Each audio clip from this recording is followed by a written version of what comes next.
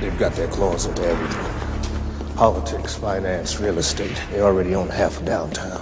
Our livelihood depends on our ability to blend in.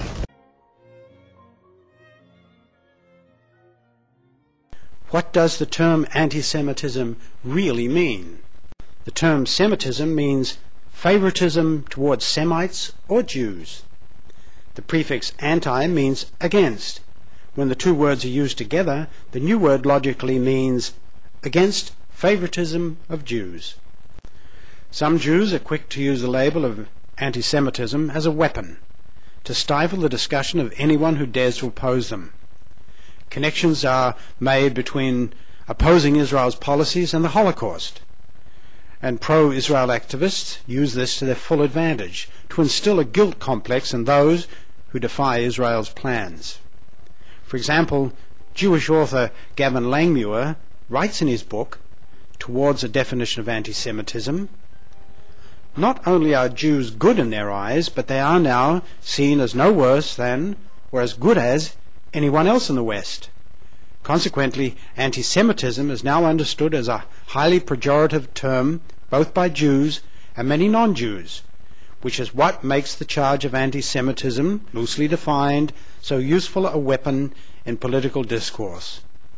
So long as memories of the final solution remain vivid, the use of that special term of dark origin implies that there is something unusually and uniquely evil about any serious hostility towards all Jews. The Zionists, of course, in their propaganda agenda, they always try to demonize us as self-hating Jewish people, as they demonize everybody who mentions that they're pro-Palestinian, something is demonized as an anti-Semite. They try to portray us as being as self-hating Jewish people. Some Jews who are involved in politics also use the word anti-Semitism to their advantage. For example, Jay Lefkowitz, who was George W. Bush's deputy assistant to the president for domestic policy, once remarked, "Deep down, I believe that a little anti-Semitism is a good thing for the Jews. It reminds us of who we are." Langmuir, who admits using the term anti-Semitism to foist a guilt complex on non-Jews, and Lefkowitz, who likes the idea of a little anti-Semitism to perhaps organize Jews, are not the only Jews who have used this term anti-Semitism to their advantage. According to some non-Jews, this seems particularly true in politics, where Jews have reportedly boasted that they control America's affairs. This appears not to be idle chat either. For example, according to the Washington Report on Middle East Affairs website, it cited an Israeli radio broadcast of Israeli Prime Minister Ariel Sharon on October the 3rd, 2001, where he stated on record, "Every time we do something, you tell me Americans will do this and will do that. I want to tell you something very clear. Don't worry about American pressure on Israel. We, the Jewish people, control America, and the Americans know it." While some people believe that all such talk of Jews controlling America's political affairs is nonsense, many feel otherwise. In fact, some Americans who are involved in politics have gone on record attesting to Jews manipulating America's political process. In 1985, Paul Findley, who has served as a congressman in Illinois for about 22 years, first printed his controversial book that sent shockwaves throughout Congress that still echo today. It was called "They Dare to Speak Out. People and Institutions Confront Israel's Lobby." He noted his own observations about Israel's incredible influence over America's political affairs and others' observations as well. Many well-respected people went on record attesting to Findley's findings. People such as Charles Percy, former Senator Adlai Stevenson, George Ball, former Senator J. William Fulbright, political activist Jesse Jackson, columnist George Ann Geyer, USS Liberty survivor James Ennis, Miriam Ward, Philip Kutznick, Dean Francis Syra, Paul McCloskey, Sheila Scoville, and many other illustrious people at the time. Also, around the time that Findley's book came out, another book came out known as Stealth PACs, It documented how many PACs, short for Political Action Committees, that benefit Israel work covertly under names designed not to attract attention. In essence, these two books documented that 300 or so pro-Israel PACs that are run by Jews dictate America's decisions. Consequently, some non-Jews refer to these PACs simply as Jew PACs and believe they control nearly every word spoken by politicians in respect to Israel or Jews.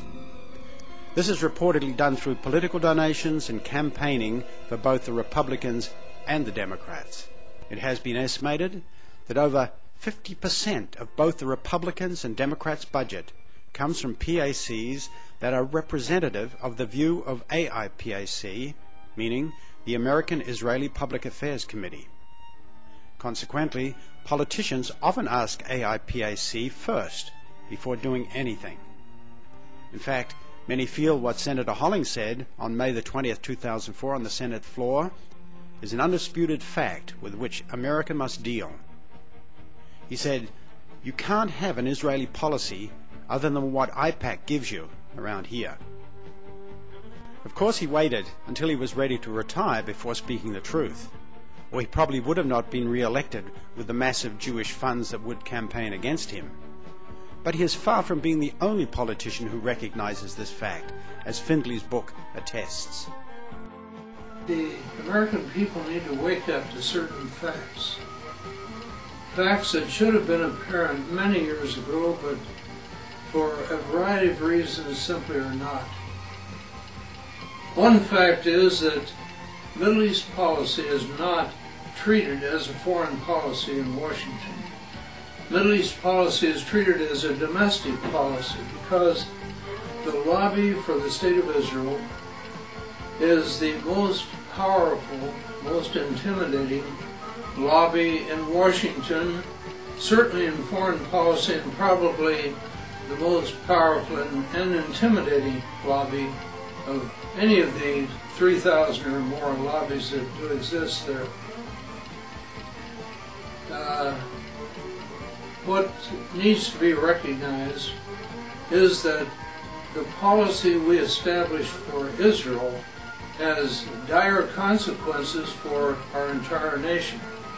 It's not just a question of money, although we've poured tremendous sums into the State of Israel. I can illustrate that very easily. The Christian Science Monitor, which is a very respected newspaper, recently published the results of a study. And that study reported that over $1.3 trillion is the price paid by U.S. taxpayers for the aid in various forms that we've provided to Israel since the year 1975. $1.3 trillion. That's not billions. That's 1.3 trillion. An immense sum of money. But that's not the real cost. The price we're paying now is a result of the bias in public policy that has characterized our policy towards the Middle East for at least 35 years. And I can speak with some authority because 22 of those 35 years I was sitting as a member of the House of Representatives on the Foreign Affairs Committee. I saw directly what was happening. I tried to change course for our country as best I could. My voice was a very lonely one, just about the only one in the entire Congress. House and Senate together, 535 members, and yet my voice was just about the only one that spoke out.